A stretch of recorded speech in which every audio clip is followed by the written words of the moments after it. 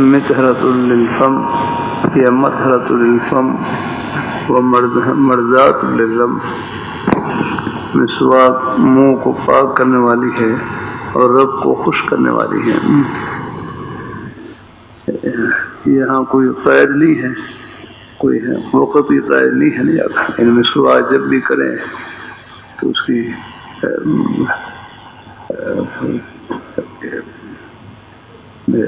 مسواک کی خوبی یہی ہے کہ منہ کو پاک کرنے والی ہے اور رب تعالیٰ کو خوش کرنے والی ہے۔ بعض ائمہ کے نزدیک یہاں حاشی میں شاید لکھا ہوگا، دیکھو، وقال الشافعی یکرہ بعد الزوال، یکرہ بعد الزوال، کہ زوال کے بعد مسواک کرنا مکروہ ہے، لأن الخلوف انما لأن الخلوف انما يحصل بعده وهو اطيب عند الله من ريح المسك، کہتے ہیں کہ وہ بو جب روزہ رکھنے کے بعد وہ بو جو اللہ تعالیٰ کے نزدیک ہے کسوری کی خوشبو سے بھی زیادہ محبوب ہے، زیادہ پسندیدہ ہے، یعنی یہ جو بو ہے منہ کی بو یہ زوال کے بعد ہی پیدا ہوتی ہے، جب وہ بو جو اللہ تعالیٰ کے نزدیک کسوری سے بھی زیادہ محبوب پسندیدہ ہے، تو کہیں وہ مسواک کرنے سے وہ بو زائل نہ ہو جائے، تو ہم خدمت میں کرتے ہیں کہ وہ بو آگے نا وہ مسواک کرنے سے ختم نہیں ہوتی ہے، وہ اصل میں معدے کے خالی ہونے کی وجہ سے بو، اور وہ بو باقی رہتی ہے۔ اللہ تعالیٰ مہربانی خیر سے وعلیہ السلام، جزاک اللہ تعالی باللہ والیوم الآخر فلیکرم ضیفہ، اپنے بزرگوں کا اکرام، مہمان کا اکرام ہے، یہ بھی ہماری ساتھ مندی ہے الحمدللہ۔ بھائی بھی ہمارے بیٹھے ہیں پیچھے ساتھ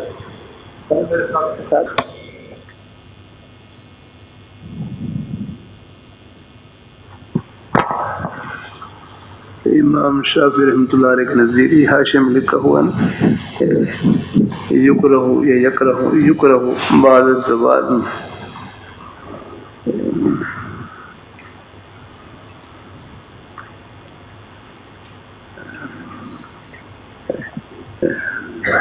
امام شافعی رحمۃ اللہ علیہ نے فرمایا یکرہ بعد الزوال، کہ زوال کے بعد مسواک کرنا مکروہ ہے، زوال کے بعد مسواک کرنا مکروہ ہے، لأن الخلوف انما يحصل بعده وهو اطيب عند الله من ريح المسك، کیونکہ وہ بو جو اللہ پاک کی بارگاہ میں یعنی کسری کی خوشبو سے بھی زیادہ پسندیدہ ہے اور محبوب ہے، وہ جو بو ہے وہ زوال کے بعد وہ منہ میں وہ پیدا ہو جاتی ہے، تو ہم خدمت میں کرتے ہیں کہ وہ بو مسواک کرنے سے ظاہر نہیں ہوتی، وہ معدے کے خالی ہونے کی وجہ سے ہوتی ہے بو، تو وہ مسواک کرنے کے باوجود بھی وہ بو باقی رہتی ہے، لہذا ہمارے نزدیک ہے یعنی روزے کی حالت میں ہر وقت مسواک کر سکتے ہیں، جیسے بھی موقع باب قول النبي صلى الله عليه وآله وسلم إذا توضأ فليستنشق بمنخره الماء ولم يميز بين إسقاء لا بتئی سے مراد کیا ہے؟ لا بتئی اوپر حاشی میں لکھا ہوا ہے الارض ذات حجارت سود ہے، یعنی سیاہ پتھر والی زمین، سیاہ پتھروں والی زمین، مدینہ میں ماں بین لا بتیہا ماں بنے کہ مدینہ منورہ کی ان دو سیاہ پتھریلی زمینوں کے درمیان جتنے لوگ رہتے ہیں، میں ان سے زیادہ فقیر غریب مجھ سے کوئی بھی نہیں ہے، میں سب سے زیادہ غریب ہوں۔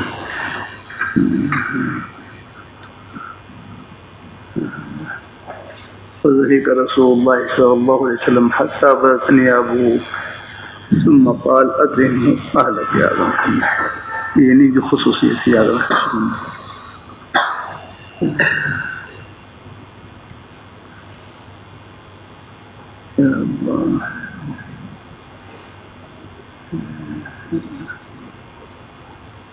اللہ اپنی مہربانی فرمائے. پہلے شاید میں عرض کیا تھا نا کہ غزوہ خندق ہوا نا، غزوہ خندق تو حضرت سلمان فارسی رضی اللہ تعالیٰ کے مشورے سے آپ صلی اللہ علیہ وسلم نے خندق کے کھودنے کا حکم دیا. یہ کتنے میل کھودی گئی یاد ہے؟ پہلے کتنی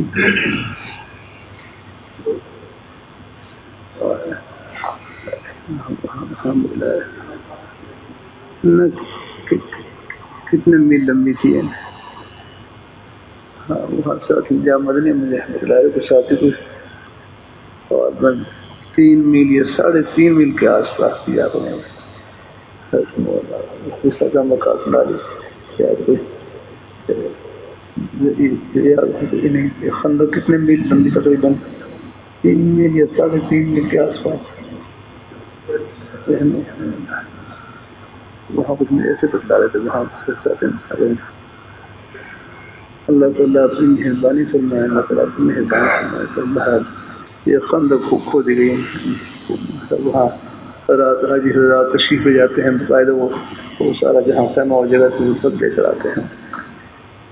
مجھے نا ایک مسئلہ تعلمانہ دماغ کمزور ہے نا سوال میں کہ یہ خاص یعنی اس علاقے میں خندق کھودی گئی تو باقی اور اطراف بھی تو تھیں، یعنی دشمن اس سے بھی داخل ہو سکتا ہے، یعنی اور اطراف سے بھی تو دشمن داخل ہو سکتا ہے. یہ خاص اس علاقے میں خندق کھودی گئی. میں ایک مرتبہ مسجد نبی شریف کے قریب ایک متحف میوزیم ہے، اب شاید نہ خیال سے آگے پیچھے ہو گیا ہو بالکل.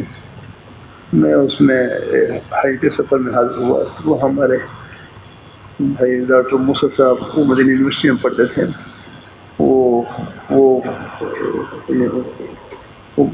باری باری وہاں پر وہ نگرانی دی آتے تھے، وہی نگران وہ تھے اس وقت. انہوں نے پھر مجھے پوری تفصیل سے سارا وہ منظر دکھلایا. تو پھر وہاں پر تو یہی اشکال میرے ذہن میں تھا کہ باقی اطراف سے بھی تو لشکر داخل ہو سکتا تھا. پھر تو مسئلہ ہے کہ نہیں فرمایا پر یہ جو جگہ ہے نا انہیں ہموار جگہ یہی جگہ تھی. باقی اطراف میں یعنی باقی اطراف میں وہ نوکیلے قسم کے پتھر ہے، یعنی باقی پتھریلی زمین ہے، اس میں نوکیلے پتھر ہیں. اس میں تو یعنی جانور چل ہی نہیں سکتے، ہم چلیں تو وہ زخمی ہو جانے لگے. یعنی باقی اطراف میں قدرتی طور پر حصار تھا پہلے سے. یعنی وہاں سے سواریوں کو گزرنا، جانوروں کو گزرنا مشکل تھا. میں وہ عرض و حجاز میں اب بھی آپ جائیں تو وہاں کو سیاہ پتھری رنگ کی وہ پتھر نوکیلے پتھر وہاں گزر نہیں سکتا آدمی. وہاں پہلے سے قدرتی طور پر حصار تھا. بس یہ جگہ ذرا ہموار تھی جس سے وہ داخل ہو سکتے تھے. یہاں تو خندق ہوتی تھی. اللہ تعالیٰ اپنی مہربانی فرمائے، اللہ اپنی مہربانی فرمائے، اللہ تعالیٰ اپنی بات وہ فرمائے.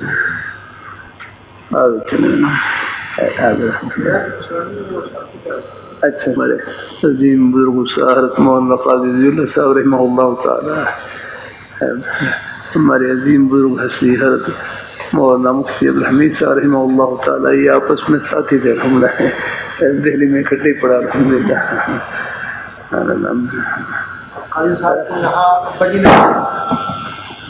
مجھے حافظ صاحب نے سنایا کہ حضرت استاد دہلی میں پڑھتے، دہلی میں وہاں پہلے شاید دہلی میں سب دن اکٹھے ہی پڑھتے رہوں گے، اکٹھے پڑھتے. پھر ہر مفتی صاحب دارالعلوم دیوبند تشریف لے گئے تو ہر استاذوں کو ارادہ تھا کہ حضرت شیخ الاسلام حرم مدینہ رحمۃ اللہ علیہ سے دورہ حدیث کروں، لیکن حرم مدینہ رحمۃ اللہ علیہ گرفتار ہو گئے. پھر حضرت چوڑجی والے استاؤں نے حضرت مفتی صاحب کی خدمت میں خط لکھا ہے، ابھی رحمہ اللہ تعالیٰ نے خط لکھا ہے. تو خط میں لکھا کہ میرے یہاں دہلی میں مرض میں اسباق اچھے ہو رہے ہیں، اسباق اچھے ہو رہے ہیں. میں نے صرف دیوبند میں رمائی رحمۃ اللہ علیہ بس ان کی نسبت کی وجہ سے دورہ حدیث کے لیے آنا تھا، لیکن حضرت تو گرفتار ہو گئے ہیں. اب آپ مجھے مشورہ دیں، میرے یہاں اسباق اچھے ہو رہے ہیں کہ میں دیوبند میں آ کر دورہ کروں گی یہاں. تو پھر حضرت مفتی صاحب نے مشورہ دیا کہ آپ دہلی میں پڑھا.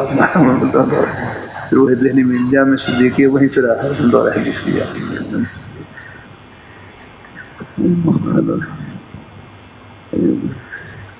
تمام مدارس بس اصل تو ہے اپنے اساتذہ کا ادب و احترام، ان کی دعائیں، پھر انشاءاللہ جہاں بھی ہوں فیض مل جاتا ہے.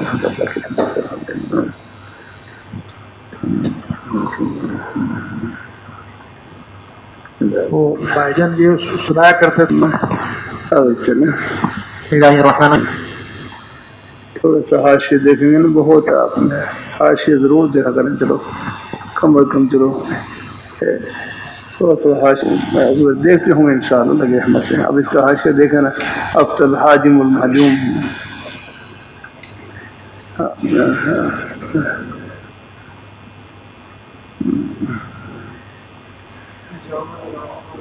ہاں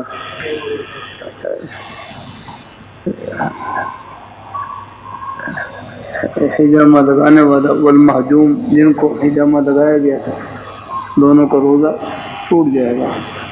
لیکن ہمارے نزدیک اس سے مراد کیا دیکھیں.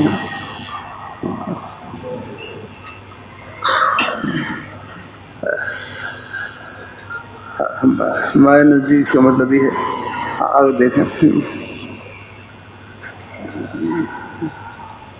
ہمارے ہاں یہ ہے، آگے دیکھیں روزہ ٹوٹنے کے قریب ہو جائے گا، یہ مطلب ہے. ہاں یعنی یہاں حقیقت محمول ہے کہ روزہ ٹوٹ جائے گا، روزہ ٹوٹنے کے قریب ہو جائے گا، ٹوٹ جائے گا. کیونکہ حاجم کا میں نے سنگی لگانے والا تو پہلے آپ نے دیکھا ہوگا نا، وہ سنگی لگاتے وہ چیرا لگا کر اس کے اوپر وہ ہے یعنی سر میں لگاتے، جہاں بھی چیرا لگا کر پھر اس کے اوپر سنگی لگاتے، اور پھر وہ سنگی کے ذریعے وہ جو اس کا جو خون ہے نا وہ منہ کے ذریعے وہ حلق میں کھینچتے تھے. اور جب حلق میں جو خون جائے گا تو اس میں خطرہ ہے کہیں وہ نیچے نہ چلا جائے نا، وہ منہ کے ذریعے وہ خون کو نا وہ کھینچتے تھے. اب وہ کیا کہتے ہیں نا، خون کے ذریعے وہ خون کو نا اپنے اندر منہ میں لیتے اور پھر باہر شروع کر دیتے. اس میں خطرہ ہوتا درد، وہ خون خطرہ حلق میں چلا گیا ہے، روزہ ٹوٹنے قریب جا کر. اور محجوم جن کو سوئی لگائی گئی ہے، مطلب یہ ہے کہ ذوق کی وجہ سے بعض دفعہ کمزوری ہو جاتی ہے، تو ذوق کی وجہ سے کہیں وہ روزہ افطار نہ کر دیں گے. یہاں اکثر الحاجم المحجوم کا مطلب یہ ہے کہ حاجم اور محجوم دونوں کا روزہ ٹوٹنے قریب ہو جاتا ہے. ہمارے ہاں مطلب یہ ہے، بعد میں ظاہر کو لیا ہے لیکن ہمارے حدیث کو مطلب ہے. یہ بھی آپ دیکھ لیں، حاشیے پورا حاشیے دیکھیں گے تو انشاءاللہ آپ کے مطلب ذہن میں آ جائے گا انشاءاللہ. آگے چلے دم آگے جو محجوم ہے، خون نکلنے کی وجہ سے کمزوری آ جاتی ہے، تو ہو سکتا ہے شاید وہ روزہ نہ رکھ سکے ہیں. ہمارے ہاں روزہ ٹوٹنے قریب ہو جائے گا، یہ مطلب ہے. آگے چلیں. اب تو کپ والا کے ذریعے دوسرے طریقے ہیں، ورنہ پرانا طریقہ یہ تھا نا، وہ سنگی لگاتے اور منہ کے ذریعے کھینچتے تھے اپنا ہے. اس میں سے خطرہ ہوتا تھا کہیں وہ حلق میں خون ہے تو کتنا چلا جا رہا ہے اس میں. لیکن اب تو خیر وہ طریقہ ہی نہیں ہے تمہیں حلق ہو، اب تو نئی چیزیں آ گئی.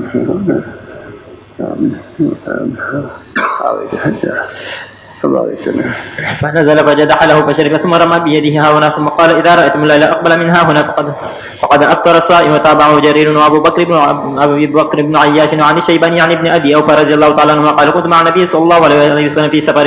وبه قال حدثني مسدد قال حدثني يحيى عن هشام قال حدثني أبي عن عائشة رضي الله تعالى عنها أن حمزة بن عمرو الأسلمي قال يا رسول الله إني أسرد الصوم. أسلمي قال للنبي صلى الله عليه وسلم أصوم في السفر وكانت كثير صيامه فقال إن شئت فصم وإن شئت فأفطر. باب إذا صام أيام من رمضان ثم سافر.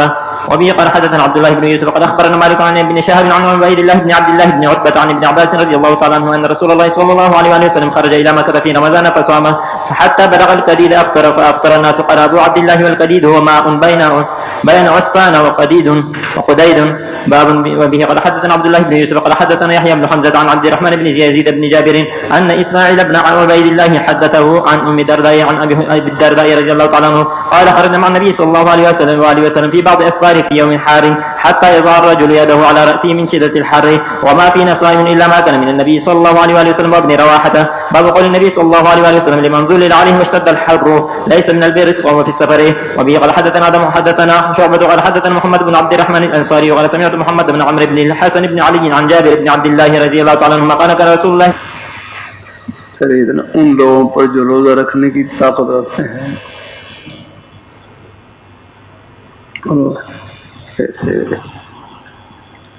فدیہ ہے ایک مسکین کا کھانے کا، ایک مسکین کا فدیہ ادا کر دیں، 2.25 سیر گندم دے دیں.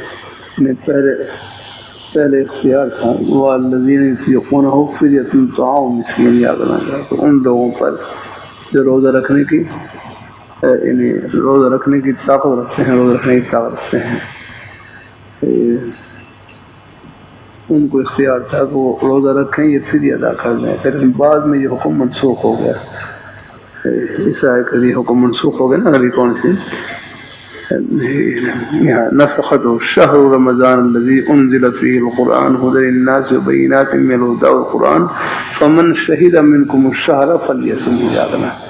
یعنی پہلے اختیار تھا اپنا، پہلے اختیار ہے جو روزہ رکھنے کی طاقت رکھتے ہیں چاہے وہ روزہ رکھ لیں چاہے فدیہ ادا کر لیں. بعد میں یہ حکم منسوخ ہو گیا.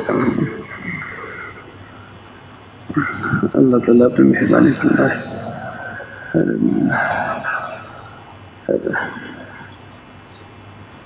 بعض کہتے ہیں کہ نہیں یہ اختیار نہیں تھا بلکہ یہاں یطیقون ایک قولی ہے.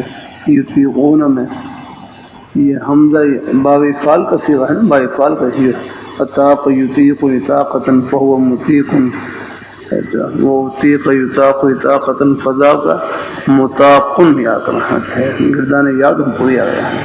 لم یطق لا یطیق لا یطاق لا یطیق لا یطاق عتق بتق ہے. یہ سارا گردان پوری. یہ اطاق یطیق اطاقۃ یہ حمزہ یہاں پر حمزہ افعال کا یہ سلب ماخذ کے لیے باب ہے. یعنی یہاں پر باب افعال کی خاصیت ہے کہ یہاں باب افعال کی خاصیت سلب ماخذ پائی گئی ہے. یعنی یہاں باب افعال خاصیت سلب ماخذ. یہاں مطلب کیا ہے والذین یطیقونہ جو روزہ رکھنے کی طاقت نہ رکھیں یا ان کے والذین یطیقونہ ان کے لیے ہے تو ان کے لیے ہے کہ فدیہ ادا کر رہے ہیں. آج بات ہے ایک قول ہے کہ یہاں پر یہ حکم ان کے لیے بیان کرنا ہے کہ جو روزہ رکھنے کی طاقت نہیں رکھتے. یہاں حمزہ کس کے لیے ہے سلب ماخذ. یہاں پر باب افعال کی خاصیت سلب ماخذ پائی گئی ہے. ان لوگوں پر یطیقونہ جو روزہ رکھنے کی طاقت نہیں رکھتے یعنی جو مسلوب طاقت ہیں ان کے لیے یہ ہے کہ فدیہ ادا کرتے ہیں. یہاں گویا کہ نسخ نہیں یہاں پر بلکہ یہ اصل حکم کن کے لیے ہے، یہ معذورین کے لیے ہے نا. تو ان لوگوں کو باہر کہتے ہیں پہلے اختیار تھا بعد میں حکم منسوخ ہو گیا. بات کہتے ہیں یہاں پر یہ حکم کن کے لیے معذورین کے لیے، ان لوگوں کے لیے جو روزہ رکھنے کی طاقت نہیں رکھتے تو فدیہ ادا کرتے ہیں. آگے چلیں. وقال ابن عمر فمن شہید منکم الشہر، پھر وہ اس کا بیان ہو جائے گا، اسی کے بیان ہو جائے گا. جزاک اللہ. خاصیات سے نا بڑا فرق پڑ جاتا ہے. خاصیات ہم نے اللہ تعالیٰ کی توفیق سے لکھ دی ہے، وہاں پر اسف العزیز کے آخر میں لکھی ہے الحمدللہ. وہاں سب بابوں کی خاصیت میں لکھ دی ہے ہم نے. یہ خاصیت ویسے خیر اور بھی جب لکھ رہا تھا پھر بہت سی کتابیں سامنے رکھی ہیں. اس میں کہ ہم فصول اکبری ہے اور بھی کتابیں سب کو سامنے رکھ کر پھر یہ ترتیب. اسی طرح پھر ہمارے ایک بھائی تھے مولانا شمس الرحمان صاحب، وفات پا گئے، ہمارے ساتھی تھے وہاں پر.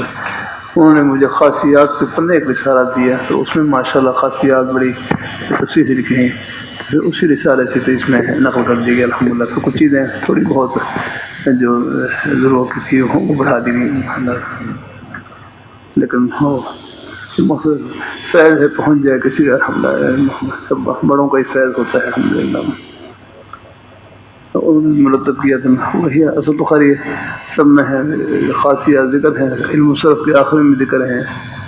اسی طرح شاید فصول اکبری ہے، اس میں بھی ذکر ہے خاصیات. اس کی شرح ہے نو ایک ایک چیزوں کو سامنے رکھ کر وہ فارسی میں جو شرح ہے اس کو بھی سامنے رکھا، ان سے پھر یہ اخذ کیا الحمدللہ خاصیات ہو. تو بھائی کے بعد ذہن میں آ گیا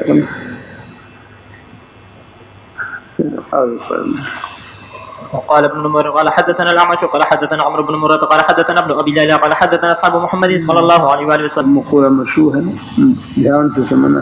اگر یہ خاصیت ذہن میں نہ ہو تو بالکل آدمی کافر ہو جائے گا اس مقولے سے. من احب محمدا من احب محمدا فهو کافر، من احب محمدا فهو کافر ومن ابغض محمدا فهو مؤمن. اگر یہ خاصیت سامنے نہ ہو تو بالکل من احب محمدا فهو کافر. یہاں باعفال کی خاصیت سلب ماخذ پائی گئی ہے کہ جس نے حضور سے محبت کو ختم کیا وہ پکا کافر ہے. جیسے قادیانی ہے، آگے ان کا حضور سے رشتہ ختم کیا کرنا ہے. مرزا غلام قادیانی اس کذاب کو یہ اپنا وہ نبی مانتے ہیں اپنا یہ ہے.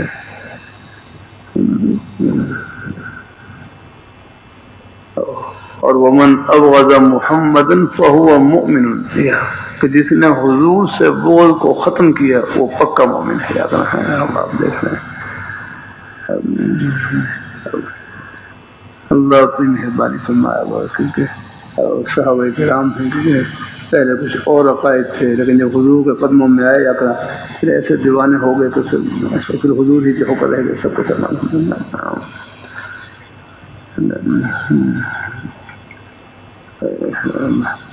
جس نے حضور سے بغض کو ختم کیا ہے وہ پکا مومن ہے.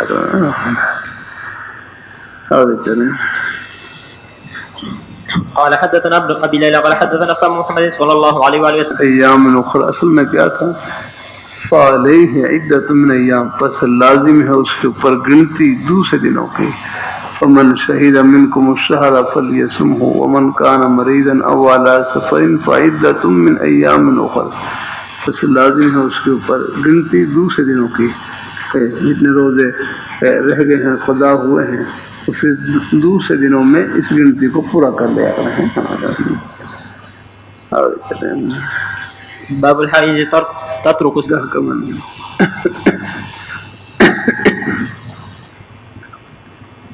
ہمارے لیے ستو بنائے، ستو ہے ہاں ست جزا کرنا ہے. آگے چلیں رکھا جائے ہاں یہ منس اللہ وہ اسب صبیانہ ہے کہ ہم اپنے بچوں کو روزہ رکھواتے. وہ نجعل لهم اللعب من الہن، ان کے لیے وہ ان کے لیے روئی کی گڑیاں ان کو روئی سے وہ گڑیاں ان کو بنا کر دیتے. وہ اس سے کھیلتے ان کو بس افطاری ہو جاتا اس میں جب بہو اور اللہ دل کو تو سب بچے ہیں آخر ان کو وہ گڑی وغیرہ کھیلنے کے لیے دیتے ہیں تو بس اسی کھیل میں کھیلتے کھیلتے بس وہ روزہ افطار کر لیتے ہیں. لیکن بہرحال یہ تب ہے کہ جب بچے میں کچھ نہ کچھ ہے روزہ رکھنے کی ہمت ہو جاتا ہے. اللہ تعالیٰ اپنی مہربانی فرمایا. اگر ہمت نہ ہو تو پھر نہیں، پھر ان کو تکلیف دے رہا واقعہ نہیں تو بچے کو روزہ رکھوا بیچارہ بالکل کہہ رہا ہوں سخت روزہ رکھنے افطار قریب ہوا تو بیچارے کی وہ بیچارہ فوت ہو گیا بیچارہ. ایسا نہیں ہے بچے ہوئے جو واقعی کوئی ہے وہ ہمت میں اور وہ ہے برداشت کر سکیں آپ سب ہے. باب اذا افطر في رمضان ثم طلعت الشمس به. قال حدثنا عبد الله بن ابي شيبه قال حدثنا ابو اسامه عن هشام بن عروه عن فاطمه بنت المنذر. سزا دینا باب تنقیل لمن اکثر الوصال ہے اپنا سوم وصال ہے. سوم وصال اصل نہیں، سوم وصال یعنی بغیر افطار کیے مسلسل روزہ رکھنا. آپ صلی اللہ علیہ وسلم نے یعنی سوم وصال رکھا مسلسل، یعنی بغیر افطار کیے آپ نے روزہ رکھا. تو صحابہ کرام نے بھی آپ کے پیدا میں ادا کرنی. ایکم مثلی، تم میں سے کون میرے مثل ہو سکتا ہے. انی ابیت یطعمنی ربی و یسقینی، میرا رب مجھے کھلاتا بھی ہے اور پلاتا بھی ہے. بس یہ ہے آپ اس میں میری خدا نہ کرو.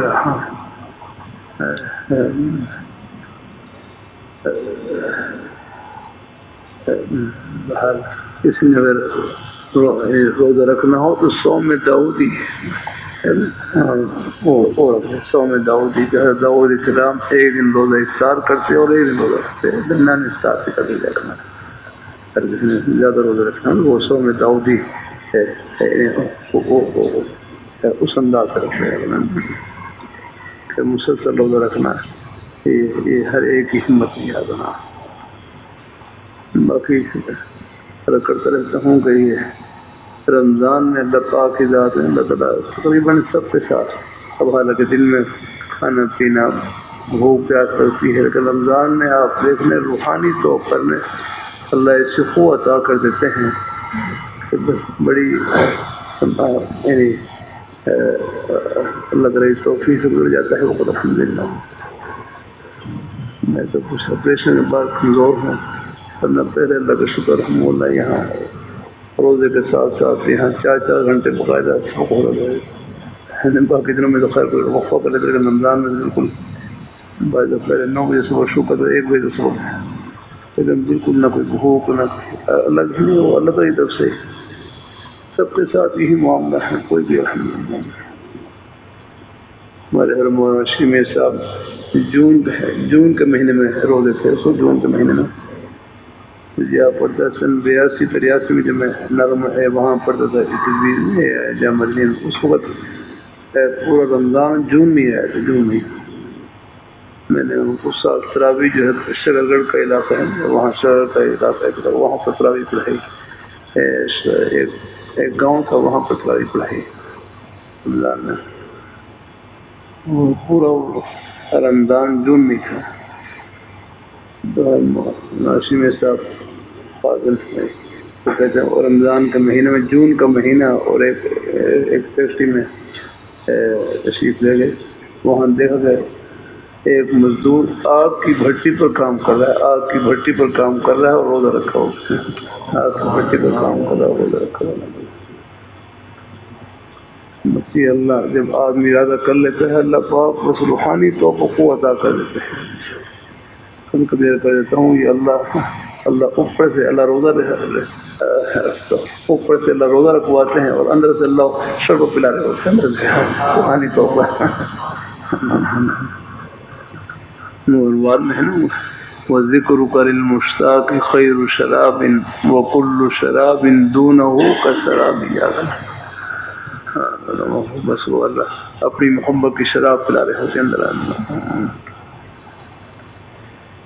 اللہ تعالیٰ اپنی مہربانی فرمائے تو روزہ یہ اوپر سے روزہ ہے اندر سے اللہ پاک کی ذات اللہ تعالیٰ شرب پلا رہے ہوتے ہیں کھلا پلا رہے ہوتے ہیں اللہ روحانی قوت عطا کر دیتے ہیں اللہ تعالیٰ جب روزہ رکھنے کا ارادہ کر لیتا ہے ارادہ نہ کرے تو پھر نہیں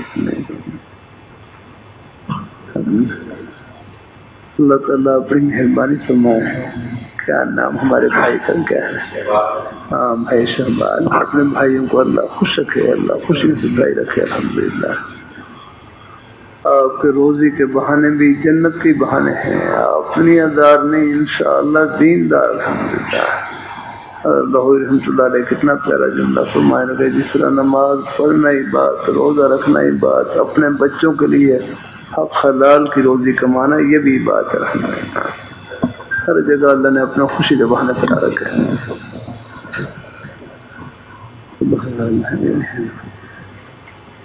ہمارے حضرت امام صاحب نے 100 میں وصال مکروہ ہے نا ان کا کراہت اگر کسی نے انہیں زیادہ روزہ رکھنے ہو تو اس کا کوئی طریقہ 100 میں داؤدی کیا ہے ایک دن روزہ اور ایک دن افطار کر لی ہے رواه انس عن النبي صلى الله عليه واله وسلم ابي قال حدث بارے میں آپ دیکھ رہے ہیں اشمل اختلافوا فيه على 5 اقوال احدها كراهته مطلق ایک قول یہ ہے کہ مطلقاً مکروہ ہے اور ایک یہ ہے کہ مطلقاً مباح ہے یہی قول ہے امام مالک رحمۃ اللہ علیہ امام صاحب امام روزہ رکھنا مباح ہے اکیلا جمعے کے دن بھی روزہ رکھنا مباح ہے کوئی رکھ لیتا ہے اور بھی اقوال ذکر ہیں حضرت ہمارے حضرت امام صاحب کا قول ہے کہ جمعے کے دن اکیلا جمعے دن کا روزہ رکھنا بھی مباح ہے عن جويرية بنت الحارث رضي الله عنها أن النبي صلى الله عليه وآله وسلم دخل عليها يوم الجمعة وهي صائمة فقال أصمت أمس ما شاء الله كده إن شاء الله لا بحني الله كده